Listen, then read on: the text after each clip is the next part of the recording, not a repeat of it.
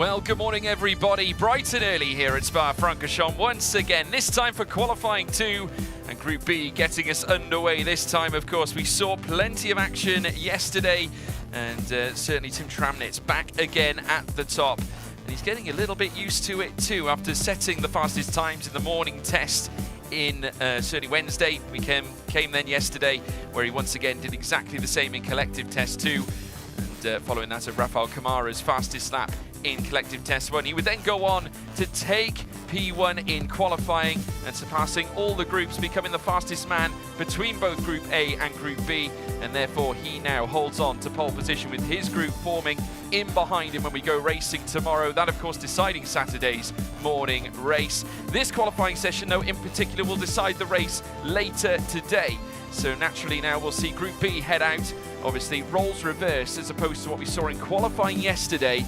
Obviously with Group A getting us underway. This time it's all down to Group B to get us started here in qualifying, and we'll go through that group order as well. Andrea Kimi Antonelli, he'll be one of the drivers as part of this contingent, with Tim Tramnitz as well, the man who set the fastest lap yesterday. Joshua Dufek as well in this lineup. Matteo Capietto, Sami Megatunev, Michael Belov, Victor Bernier, Delano Van 't Hoff, Roman Belinsky, Levente Ravesh, Owen Tangavelu, Maya Weyug as well, Alexander Partyshev and Emerson Fittipaldi Jr., Adam Fitzgerald, Giovanni Maschio and Hadrian David, the wild card for ART this weekend. We alluded to him a little bit yesterday, of course, a former race winner in Freca as well in Formula Regional European Championship, and he's back again this time as the wild card entry for ART.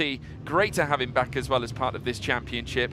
A tenacious character, a winner at Monaco last year as well, and also a winner at Hungaroring and Red Bull Ring in 2022 with our race GP, and in fact finished P2 at Spa last year in race 2, which is of course this year going to come up tomorrow. But as you can already see, the cars getting themselves ready to go. Here at Spa-Francorchamps, we witnessed some rain late last night, so whether that will cause any concern, certainly for the drivers in terms of track conditions, we will have to wait and see. Obviously, it has had ample time to dry up. The sun is out, and by the looks of the skies, as I look out of my commentary box, there is vastly more brighter shades of blue to be seen out in the sky, but there is still scattered clouds everywhere. Not quite as grey as yesterday, but they are still there. As we now pan the pictures across and have a look at this very picturesque view from the woods, the forests of Stavelot here in the Ardennes forest. No better setting here to go racing than here at Spa-Francorchamps, a circuit that has graced many with some of the best in the world, some of the legends that have also raced around this track. Broke ground back on the 24th of February 1989, opening up on August of 1921. 20 corners await the drivers here for this second session of qualifying. Of course, many of the drivers as well having to combat issues out on track. We did see briefly a steward's note come through against Joshua Dirksen heading through the Jochenrink curve.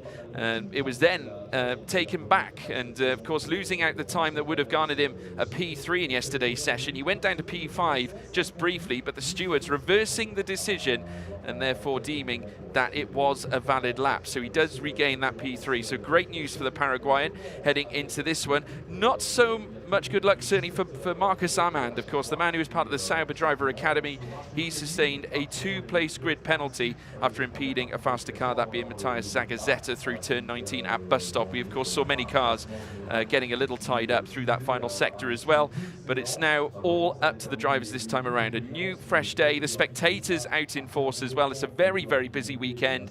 The paddocks are full. Obviously we've got the Formula 1 paddock, that is currently chock-a-block as well, and then further back as well, more cars packed with cars for the 24-hour of Spa, and not to mention the Freca paddock, which is further down and in amongst that of the Blanchimont section.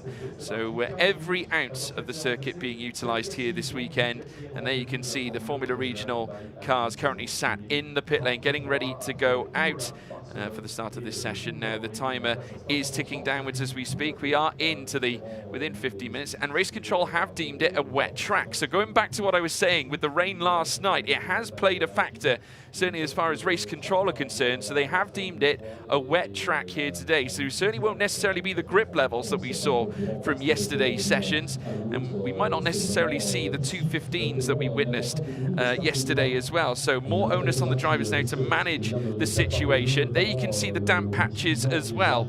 there very clearly on show, and that's at Eau Rouge and Raidillon. Now, while this has been extended, this part of the circuit, it has obviously seen many changes here at Spa. It's still a very, very fast section of track, and naturally when you take that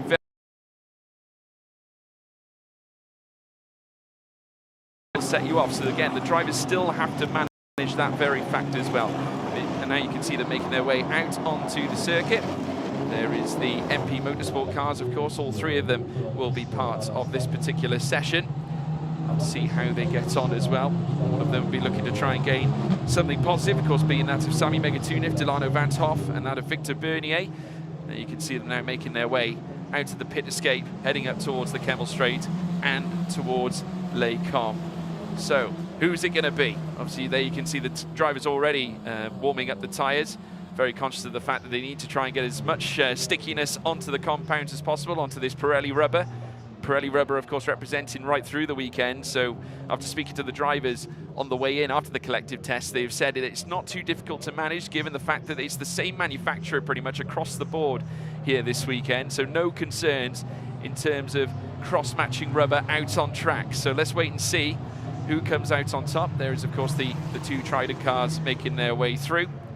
As we now see more and more of them make their way through towards the Les Combes section. RPM also looking for another strong run. Santiago Ramos, the feel-good factor in Group A yesterday, the fastest man in his group, and was certainly very much a prominent force after coming back off the return of Hungaroring, obviously, where they picked up 2 P3s during that race weekend. And again, we're seeing a consistent theme, battling for track space. No one keen to certainly spread out and fan out, shall we say, and find that clean air. There's Tim Tramnitz, of course, as part of our race GP, the man who would go fastest yesterday, and will be on pole position for Saturday morning's race as well. Already a race winner this season as well, Tim Tramnitz. 2 wins at Barcelona after keeping Andrea Kimi Antonelli at bay as well. And, no doubt we'll look to try and galvanise yet another strong performance for our race GP. As we alluded to as well, last season he was with the Trident team, partnering with the likes of Roman Belinsky. He was also in this session as well, but has now since chosen to adopt the R-Race GP car this season that has certainly had oodles amount